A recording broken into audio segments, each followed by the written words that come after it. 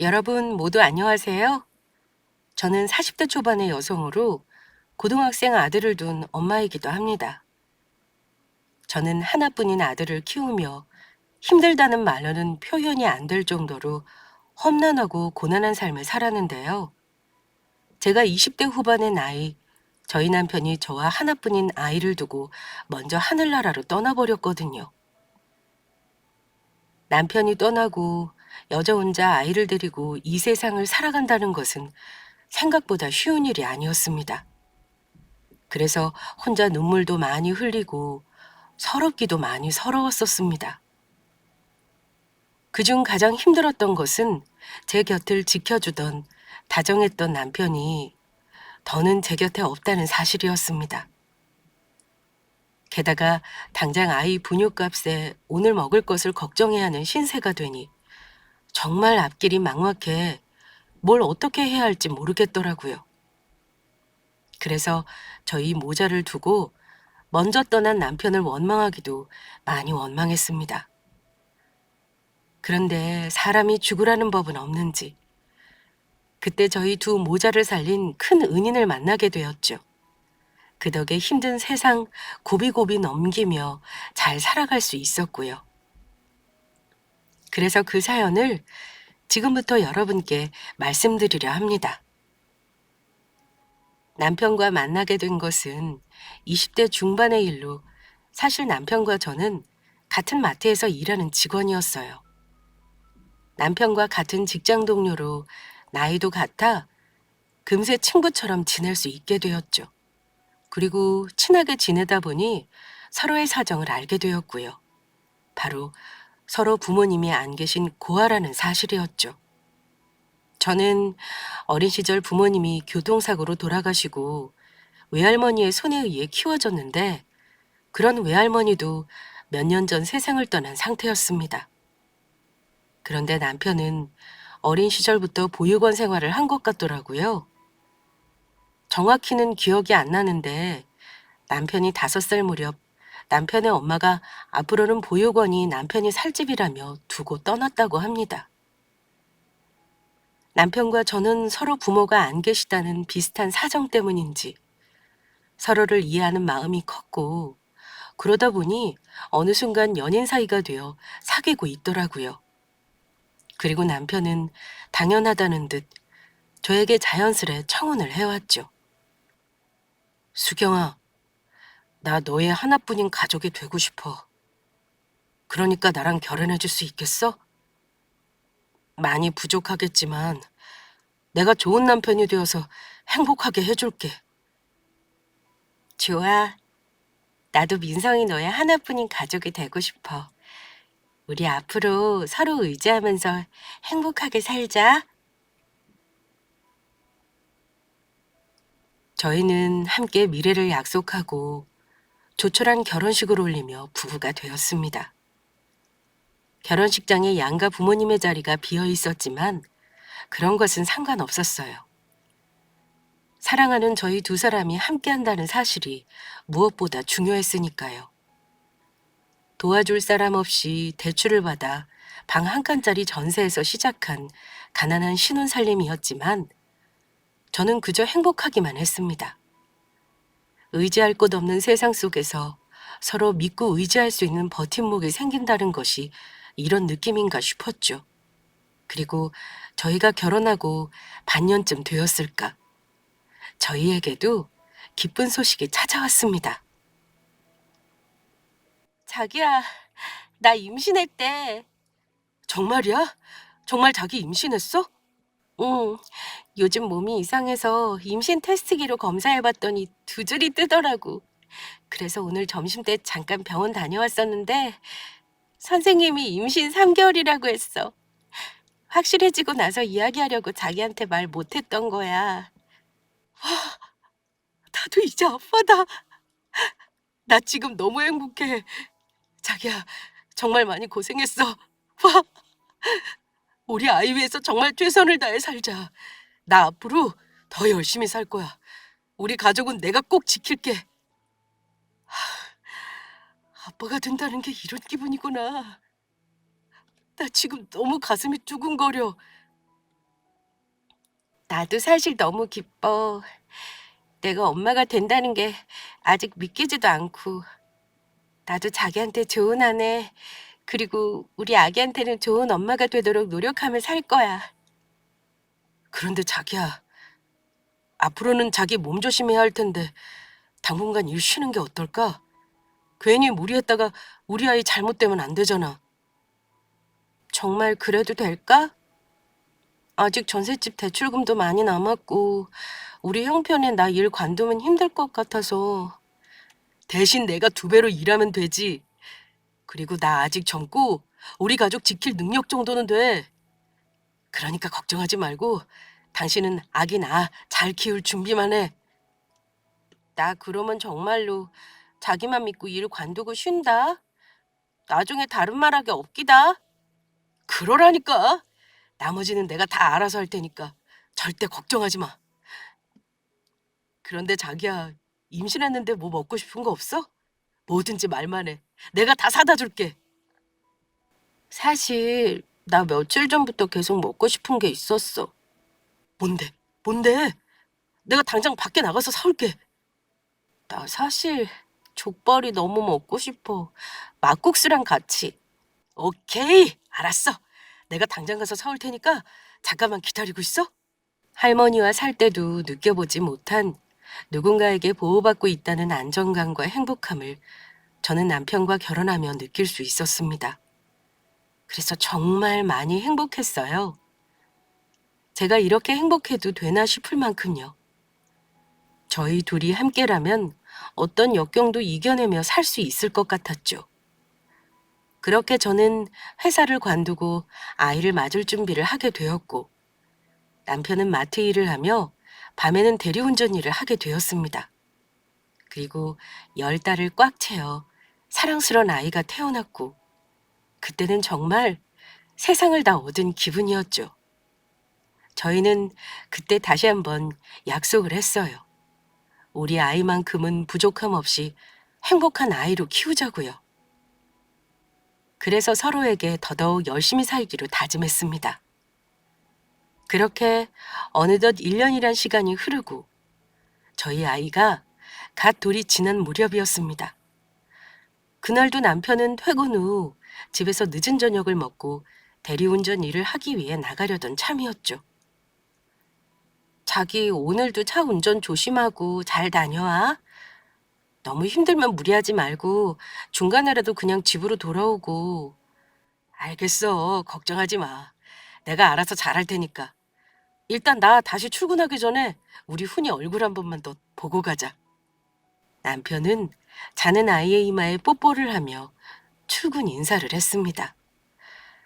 우리 왕자님, 아빠 일하러 다녀올 테니까 열심히 잘 자고 있어. 이따가 다시 봐. 우리 훈이 아빠가 정말 많이 사랑해. 그러나 누가 알았겠는지요.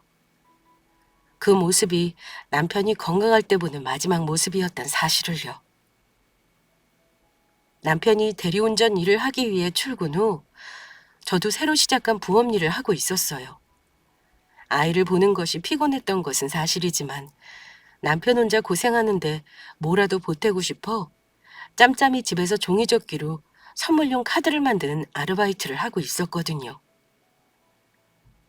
그날도 저는 출근하는 남편과 서로 문자를 주고받으며 종이접기 일을 열심히 하고 있었는데 한동안 남편에게 문자가 없어 남편이 콜을 받아 일을 하고 있나 싶었죠. 그래서 다시 남편에게 연락이 오기를 기다리며 종이접기를 하다 잠시 잠이 들었는데 새벽에 갑자기 핸드폰 진동이 울리는 것이었어요. 저는 남편이 일이 끝나 전화를 건 줄 알고 바로 전화를 받았습니다. 여보세요? 자기야, 이제 일 다 끝난 거야? 집에는 언제 오는데? 지금 여기 사고가 났어요, 사고가. 네? 여보세요, 사고라니. 도대체 그게 무슨 말씀이세요? 지금 이 핸드폰 주인이 교통사고가 났다고요. 남자분이 횡단보도를 건너고 있었는데 맞은편에서 달려오던 트럭이 멈추지 않고 그대로 들이받았다고요. 제가 지금 119 불러서 구급차가 오고 있긴 한데 빨리 좀 와주셔야 할 것 같아요. 저는 순간 눈앞이 하얗게 변하며 쓰러질 뻔했습니다. 불과 몇 시간 전만 해도 웃으면서 출근했던 남편이 교통사고라뇨. 저는 제정신이 아닌 채로 아이를 안고 남편이 구급차로 실려갔다는 병원으로 달려갔습니다. 그리고 피투성이가 된 채로 수술실로 들어가는 남편과 마주치게 되었죠. 여보, 훈이 아빠, 정신 좀 차려봐.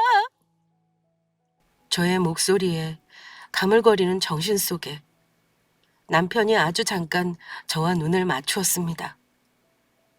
그렇게 남편은 수술실로 들어가게 되었고 저는 미친 사람처럼 그 자리에 주저앉아 펑펑 울고 말았죠. 자기, 나 두고 가면 안 돼. 죽으면 안 된다고. 제발 살아줘. 하지만 남편은 결국 수술을 받고도 일어나지 못했습니다. 병원에서 뇌사 상태 판정을 받은 것입니다. 의사 선생님 말로는 언제 세상을 떠날 줄 모르니 마음의 준비를 하라고 이야기하더군요. 그 말을 듣는데 저는 세상이 무너지는 듯 했죠. 어떤 욕심이라도 좋으니 제발 남편이 제 곁에 있어주길 바라는 마음이었지만 그것마저 저에겐 큰 욕심이었나 봅니다. 저는 그렇게 아무 준비도 없이 남편을 보내줘야 했습니다. 그런데 문득 그런 생각이 들더라고요. 남편을 이대로 그냥 보낼 수는 없다는 생각이요. 그래서 남편이 떠나면서 남편의 죽음이 헛되지 않도록 뭔가 의미 있는 일 하고 싶다는 생각이 들었어요. 그래서 저는 남편의 장기를 장기 기증하기로 마음먹었습니다. 남편이라면 분명히 그랬을 거란 생각이 들었거든요. 저와 결혼하기 전 연인 시절 남편은 만약 불의의 사고로 본인이 깨어날 수 없는 상황이 생기면 장기 기증을 하고 싶다는 이야기를 저에게 한 적이 있거든요. 남편이 했던 그 이야기가 저는 문득 생각이 났던 겁니다. 그리고 남편은 비록 세상을 떠나더라도 죽은 남편의 흔적을 이 세상에 남기며 남편의 장기를 기증받으신 분들이 저희 남편을 대신해 이 세상을 행복하게 살아주길 바라는 마음이었어요. 남편은 그렇게 4명의 사람에게 새로운 인생을 선물해주며 세상을 떠났습니다. 다른 장기들은 사고가 나면서 많이 손상된 상태라 건강하게 남은 나머지 장기들을 기증했던 거죠. 하지만 저는 남편의 죽음에 마냥 슬퍼할 수가 없었습니다. 교통사고를 낸 운전자는 졸음운전을 한 상태였는데 피해 보상을 받으려고 해도 이미 운전자도 가진 재산이 없는 상태였고 남편이 떠나고 밀린 대출금에 남아있는 아이와 당장 내일 먹고 살 것을 걱정해야 했으니까요. 추운 겨울이었지만 집에 난방 틀 돈을 아껴야 해서 보일러 한번 제대로 틀 수 없는 형편이었죠. 얼음장 같은 찬물로 아이 기저귀를 빨며 겨우 아이에게 한 달치 먹일 분유값과 이유식을 만들어 먹일 돈만 남아있는 상태였습니다. 그래서 전 남편이 남기고 간 선물이자 저희 전부가 된 제 아이를 지키기 위해선 무슨 일이라도 해야 했습니다. 하지만 막상 이력서에 넣어 면접을 보러 가게 돼도 떨어지기 일쑤였습니다. 고아이니 어디 아이를 맡길 친정도 없었고 비빌 데도 없는 형편이라 면접 때도 아이를 데리고 가야 했으니까요. 돌봐줄 사람이 없으니 일을 할 때도 곁에 아이가 있어야 하는데 그런 절 받아줄 수 있는 곳이 있으리 만무했던 것입니다. 그날도 면접에서 떨어지고 막막한 마음에 아이를 안고 어느 식당을 지나가게 되었는데 식당 앞에 그릇 닦기 알바를 구하는 종이가 붙어 있는 게 보였어요. 그래서 저는 아이를 안고 가게 안으로 무작정 들어갔죠. 그리고 사장님을 만나게 되었는데 역시나 제가 아기 뒤로 아이를 안고 있는 모습을 본 사장님은 처음에는 손사래를 치더라고요. 어린아이 안고 어떻게 우리 식당에서 일을 하겠다는 거야? 아기 엄마 같은 사람은 필요 없으니까 내 가게에서 당장 나가요. 사장님, 그러지 말고 제발 부탁드려요. 저 여기서 일 안 시켜주시면 정말 당장 죽어요. 남편도 얼마 전에 교통사고로 죽고 저희 아이 분유값이라도 벌려면 저 일해야 한다고요. 시키는 건 뭐든지 다 할 테니까 제발 이렇게 부탁드립니다. 사장님, 제발 저와 저희 아기 좀 살려주세요. 정 그러면 알겠어요. 그러면 아기 엄마 며칠만 써보고 정할게. 다행히 손님들이 많아서 시끄러운 편이라 주방에서 아기 울음소리 밖에서 들릴 일은 없을 것 같으니까. 그래도 절대 아기 없고 주방 밖으로 나오면 안 돼. 알겠지? 네, 그럼요. 저 주방 안에서 설거지만 열심히 할게요. 고맙습니다. 정말 고맙습니다. 그런데 제가 말을 마치기 무섭게 아이가 울기 시작하더라고요. 어린아이가 제 등 옆에 하루 종일 돌아다녔으니 힘들만 했던 겁니다.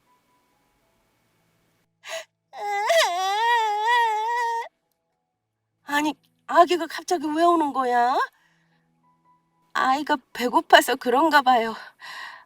지금 막 다른 곳에 면접 보고 오는 길이라 아직 분유를 먹이지 못했거든요. 아니, 뭐야? 그렇다고 아이를 굶기면 어떡해? 여기 직원 휴게실이 있으니까 거기 가서 아이 분유라도 빨리 먹여. 그런데 아기 엄마 밥은 먹은 거야? 아니요, 아직. 젊은 사람이 애 키우려면 힘을 내야지. 그러면 어떡해? 악착같이 먹고 버텨야 한다고. 기다려봐. 휴게실에서 아이 분유 먹이고 있으면 내가 식사 차려서 가져다 줄 테니까. 정말 고맙습니다. 아기 엄마 힘내. 나도 젊었을 때 남편 잃고 혼자 애들 키우느라 얼마나 힘들었는지 몰라.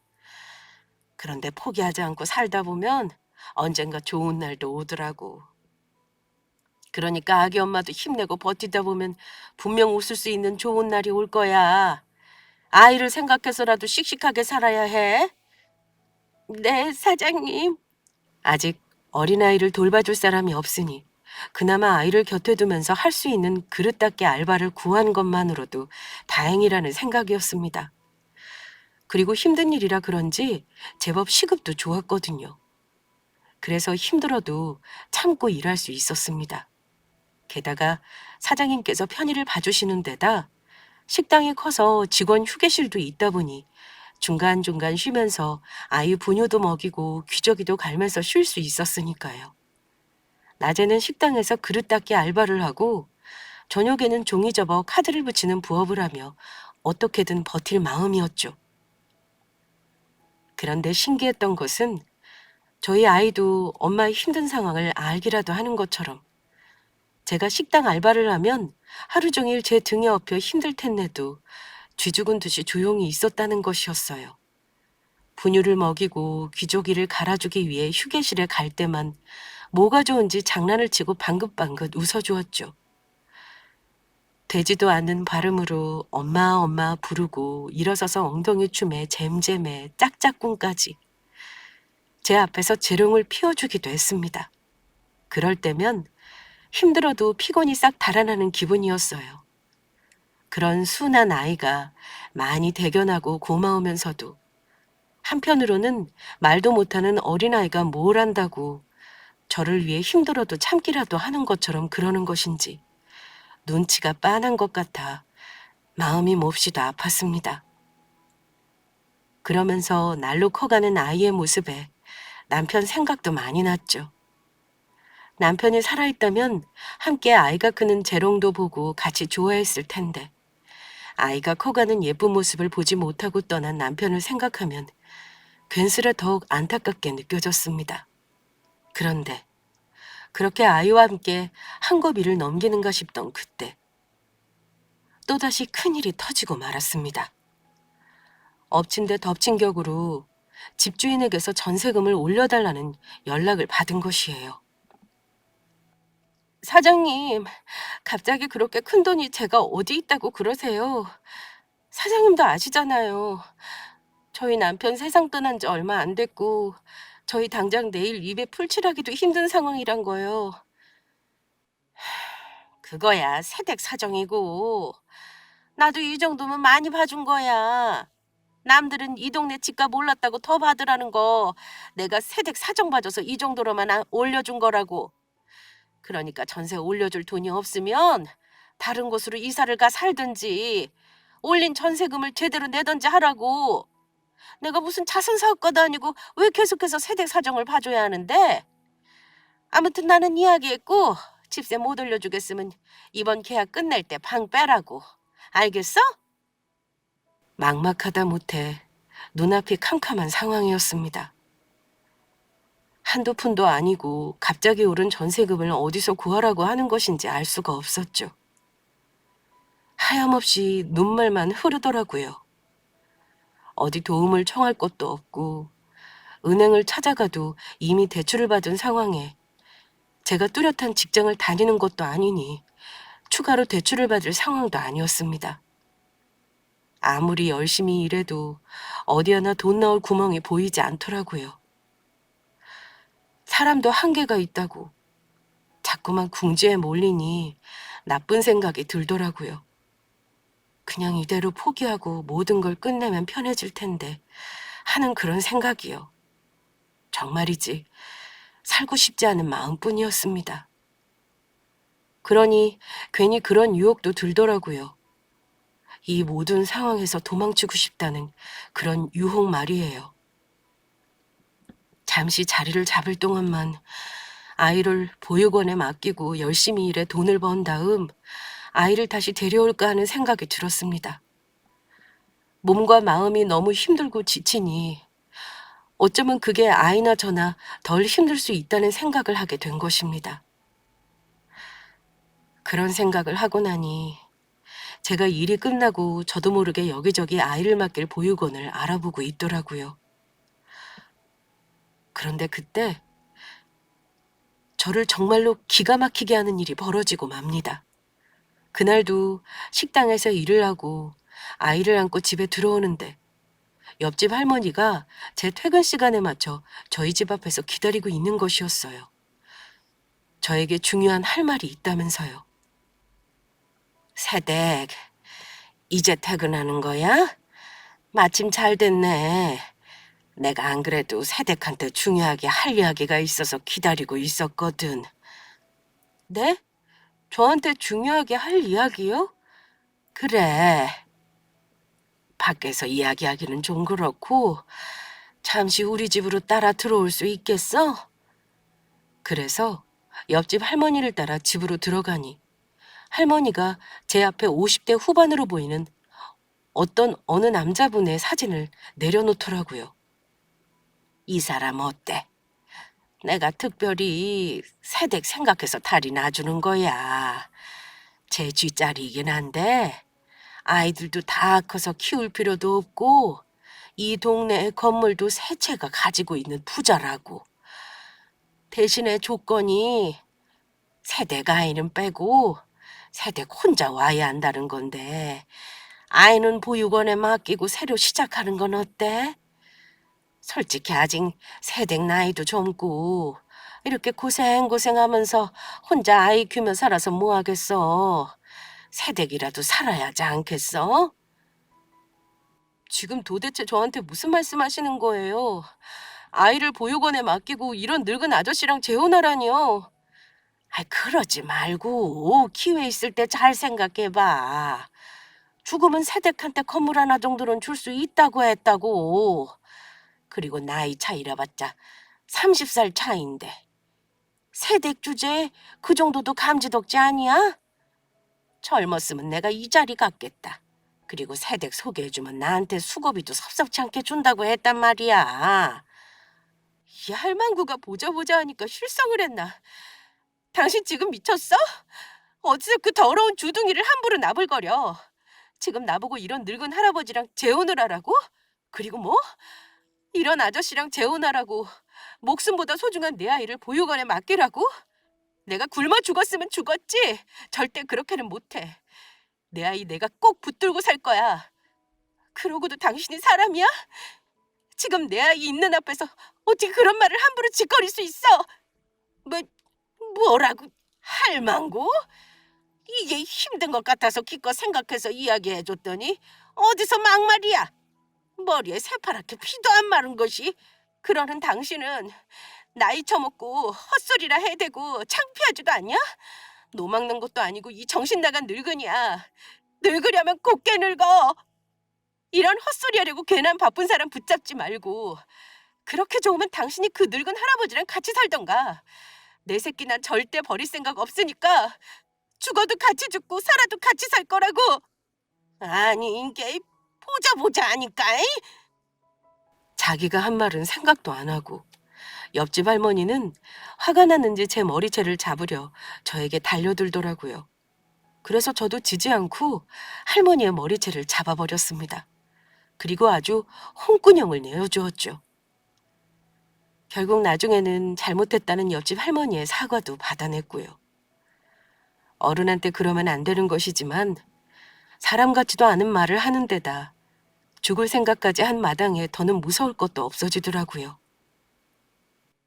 사댁, 내가 미안해. 잘못했어. 내가 잠시 정신이 나갔었나 봐. 다시는 사댁한테 이런 이상한 소리 안 할 테니까 용서해줘. 그러니까 이 머리채 잡은 것 좀 놓고 이야기해. 나이만 먹었다고 다 똑같은 어른이 아니라고요. 나이를 드셨으면 제발 나이값 좀 하고 사세요. 우리 훈이 앞에서 부끄러운지 아시라고요. 알겠어, 알겠다고. 그리고 앞으로 저 봐도 아는 척하지 마세요. 저도 앞으로 할머니 같은 사람 모르는 척 할 테니까. 그럼 이만 가보겠습니다. 저는 제 아이를 꼭 안고 집으로 돌아왔습니다. 그리고 마음을 강하게 먹기로 마음 먹었죠. 옆집 할머니가 저에게 말도 안 되는 소리를 하긴 했지만 그 말에 정신이 번쩍 들었다고나 할까요? 그래서 포기하지 않고 끝까지 인생을 살아보기로 마음 먹었습니다. 너무 힘들어 아이를 보육원에 맡기려고 했던 스스로를 돌아보며 반성도 하게 되었고요. 그래서 저는 아이에게 이유식을 먹이며 약속을 했습니다. 훈아, 엄마가 약속할게. 절대로 우리 훈이 어디 보낼 생각하지 않고 엄마가 훈이 키우면서 악착같이 열심히 살 거야. 그래서 나중에 아빠 만나게 되면 보란 듯이 우리 아들 혼자 잘 키워냈다고 자랑할 거야. 엄마가 나쁜 생각해서 정말 정말 미안해.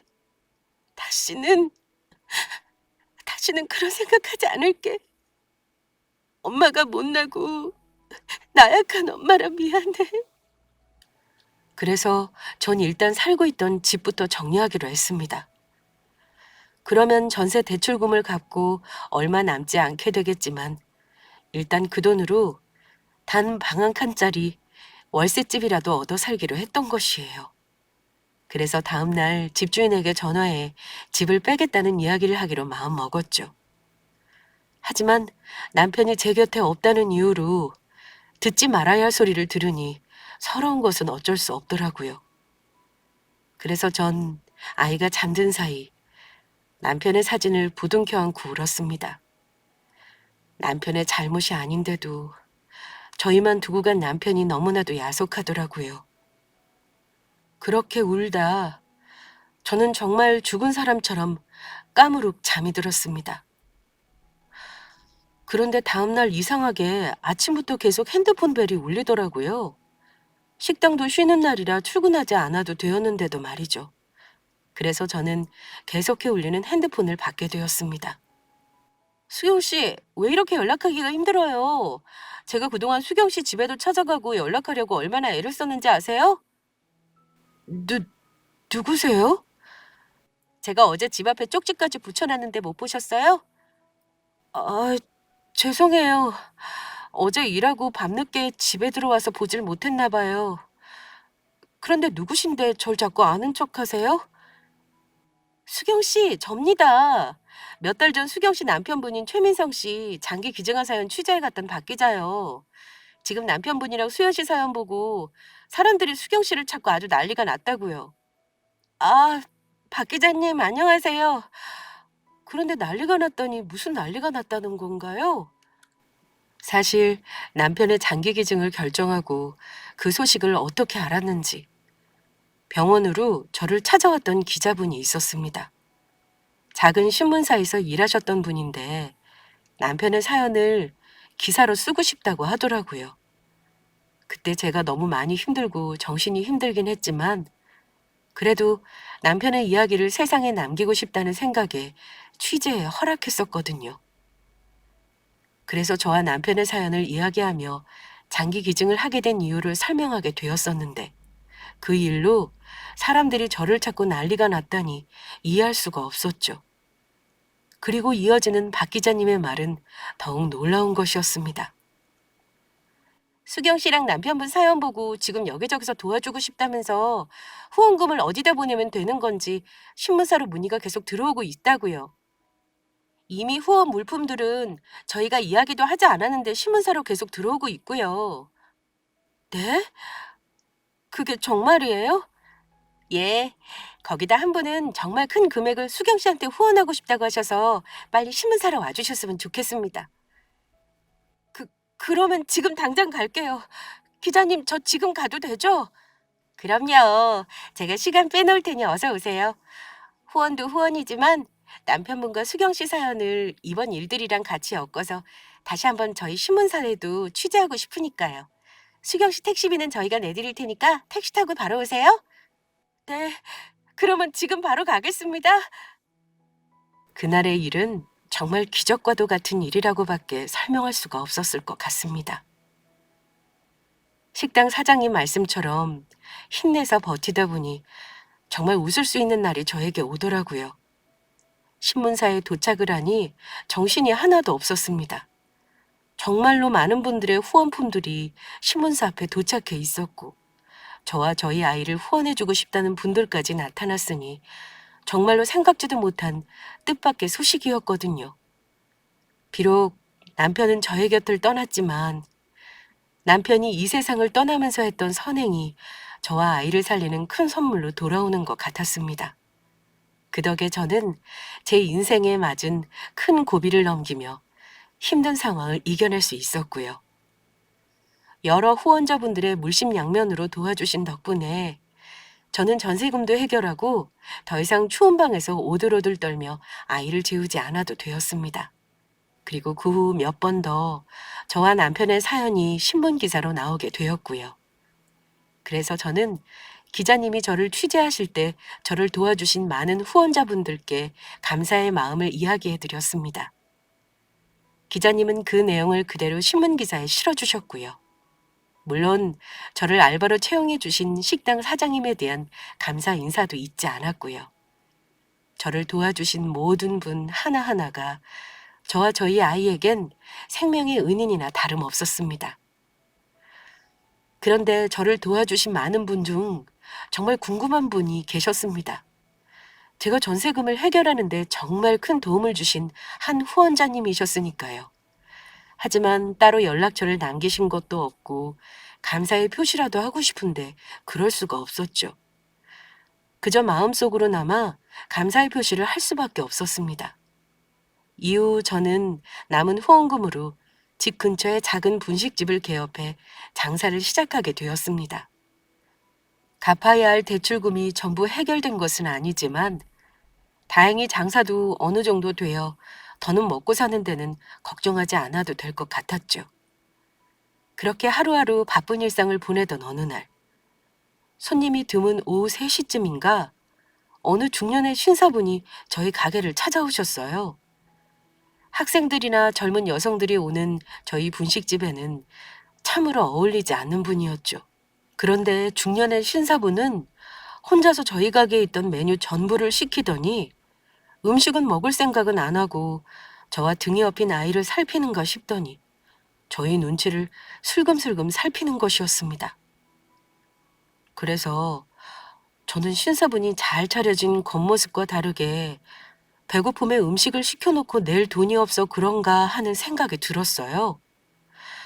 그래서 저도 여러 사람에게 도움을 받은 것처럼 음식값을 받지 않을 생각이었죠. 그런데 제 눈치만 보던 중년의 신사분이 저에게 대뜸 말을 걸어왔습니다. 저, 사장님, 이런 말씀드려 죄송하지만 혹시 몇 달 전에 신문에 나오지 않으셨나요? 그러니까 사장님이 장기 기증하신 최민성 씨 아내 되시는 분 맞죠? 네? 맞아요. 제가 최민성 씨 아내 되는 사람입니다. 그런데 그건 갑자기 왜 물으시죠? 신문에 실린 기사에는 대부분의 남편의 사진과 기사가 났고 저는 딱 한 번 작게 제 얼굴이 나온 게 전부였습니다. 게다가 신문사도 그리 큰 신문사가 아니라 저의 얼굴을 알아보신 중년의 신사분의 물음에 저는 놀랄 수밖에 없었죠. 그런데 제 이야기를 듣자 중년의 신사분은 벌떡 일어나 저에게 오더니 저에게 고개를 숙이시는 것이었어요. 그리고 중년의 신사분의 입에서 나온 말은 정말 놀랄만한 것이었습니다. 뭐라고 말씀드려야 저와 저희 가족들의 마음이 잘 전달될지 모르겠지만 정말 감사합니다. 최민성 씨가 사장님 남편분이 저희 딸의 목숨을 살려주셨습니다. 저희 딸이 최 선생님의 간을 이식받아 살 수 있었어요. 선생님 따님이 저희 남편의 간이식을 받은 사람이라고요? 네, 제가 사장님을 찾으려고 얼마나 애를 썼는지 아십니까? 사연을 들으니 중년 신사분의 따님은 간암 3기로 여러 항암의 치료를 받아왔지만 큰 차도가 없어 상황이 점점 안 좋아지고 있었다고 합니다.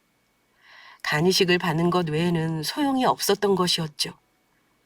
가족이나 주변 지인까지 수소문했었지만 많은 사람이 없어 가족들 모두 포기하고 있는 상황 속에 갑자기 딸에게 간을 이식해줄 기증자가 났다고 그게 바로 저희 남편 같다는 이야기였죠.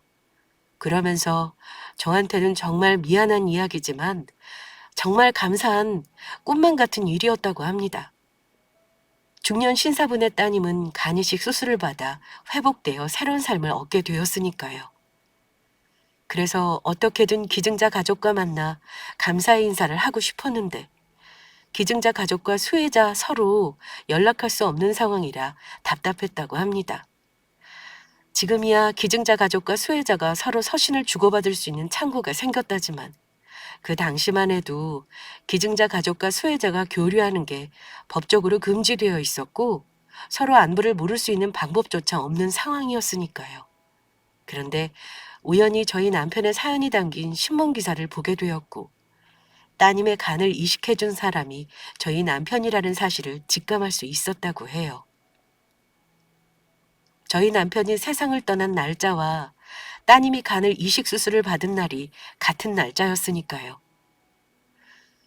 최 선생님께서 돌아가시면서 저희 소중한 딸을 살려주셨는데 신문 기사를 보니 최 선생님 아내분인 사장님과 자녀분이 다른 가족도 없이 남게 되었다는 말에 마음이 많이 걸렸습니다. 가장이던 남편분이 돌아가셨다는데 사장님이 어린아이와 어떻게 먹고 살지 너무 걱정이 되었거든요. 그래서 신문사에 연락해 사장님을 돕고 싶다고 연락을 하게 되었고요. 그러면 혹시 선생님이 저희 집 전세금 마련해 주셨던 그분인가요?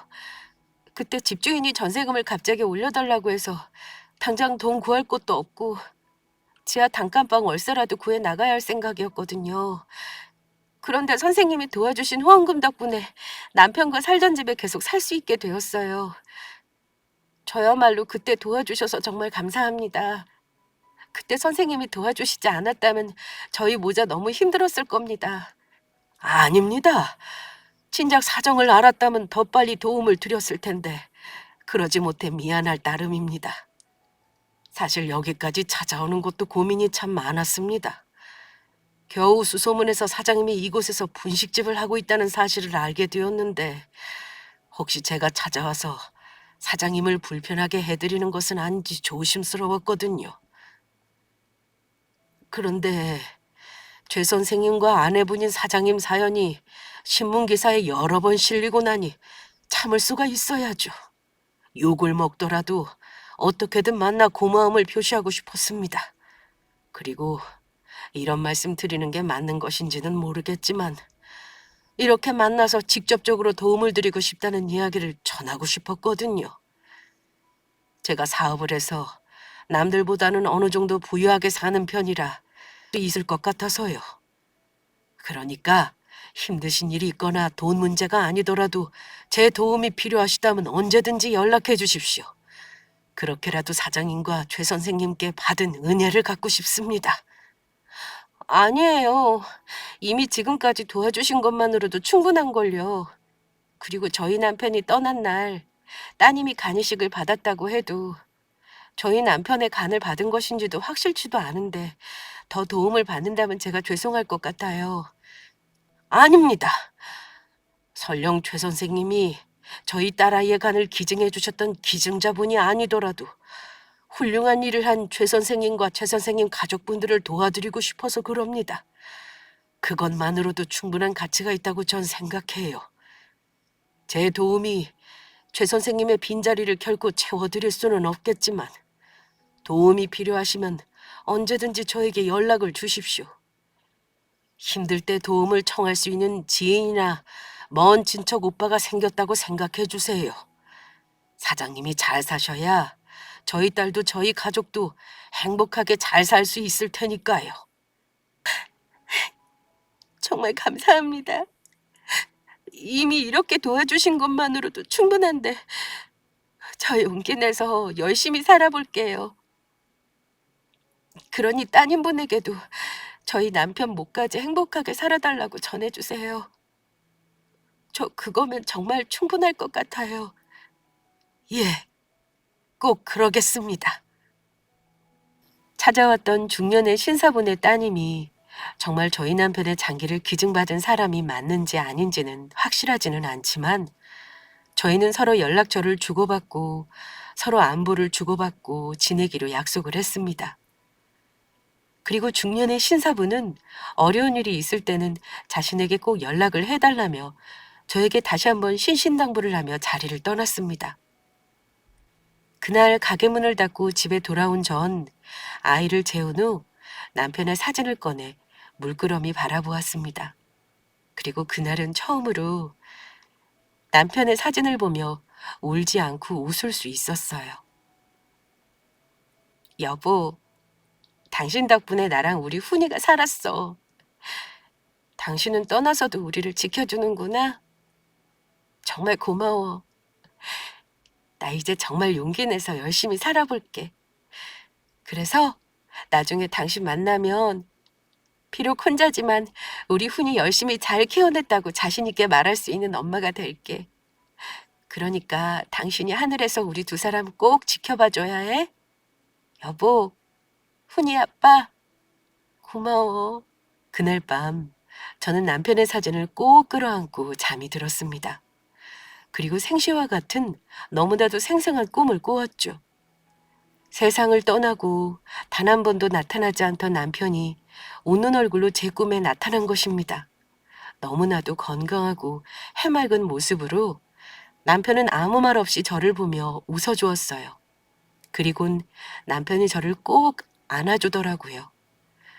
그리고 서서히 제 눈앞에서 웃으면서 사라졌습니다. 이제는 저희 두 모자를 두고 떠나는 것이 마음이 놓인다는 듯 평온한 얼굴이었습니다. 그리고 음성이 아닌 마음속으로 남편의 목소리가 전달되는 것 같았어요. 늘 곁에서 저와 저희 아이를 지켜줄 테니까 걱정하지 말라고요. 저는 남편을 부르며 깼는데 벌써 이른 아침이 되어 있더라고요. 그런데 잠에서 깨니 문득 그런 생각이 들었습니다. 저를 찾아왔던 중년의 신사분이 어쩌면 남편이 보내준 저희 수호천사일지도 모른다고요. 그렇게 시간이 흘러 저희 아들은 이제 어엿한 고등학생이 되어 열심히 학교 생활을 하며 지내고 있습니다. 저도 더 넓은 곳으로 가게를 옮겨 분식집 장사를 하게 되었고요. 열심히 일한 덕분인지 동네에서 떡볶이 맛집으로 소문이 나 제법 장사도 잘 되어 돈도 노후 걱정하지 않을 만큼 벌게 되었습니다. 그래서 방 하나짜리 전셋집에 살던 저는 아들과 30평짜리 넓은 아파트를 사 이사해 살고 있습니다. 아들은 아빠가 세상을 떠나며 여러 사람을 살리는 훌륭한 일을 했던 것처럼 본인도 다르긴 하지만 사람을 살리는 사람이 되고 싶다면서 의사가 되고 싶다고 하더라고요. 그래서인지 공부도 아주 잘하는 편이랍니다. 이대로만 해준다면 몇 년 후엔 아들이 원하는 의대에 들어가 의사라는 꿈도 이룰 수 있을 것 같아요. 그리고 저는 아직도 저희 모자가 힘들 때 나타나 도와주셨던 중년 신사분과도 계속해 연락을 주고받고 있습니다. 중년 신사분의 가족들과도 친해져 지금은 진짜 가족처럼 지내고 있고요. 간이식을 받은 따님분도 큰 부작용 없이 건강하게 가족과 함께 행복하게 잘 살고 있습니다. 아직도 중년의 신사분 따님이 저희 남편의 장기를 기증받은 분인지는 확실하지는 않지만 그래도 확실한 한 가지가 있다면 남편의 죽음을 생각하면 아직도 많이 안타깝고 아프긴 하지만 저희 남편이 여러 생명을 살리고 떠났다는 것입니다. 그것만으로도 저희 남편은 이 세상을 아름답게 밝히는 반짝반짝 빛나는 누구보다 따스한 빛을 남기고 떠났다고 생각해요. 그리고 그 빛으로 여러 사람이 생명을 얻어 새로운 삶을 살 수 있었고요. 그것만으로도 저는 충분히 가치 있는 일이라 생각합니다. 그리고 비록 짧은 인생이었지만 저에게와 많은 사랑을 주고 사랑스러운 저희 아들을 만나게 해준 남편에게 고맙다고 말하고 싶습니다. 그래서 남편에게 이 한마디를 꼭 전하고 싶어요. 다시 태어나 똑같은 삶이 반복되더라도 당신과 만나 결혼하겠노라고요.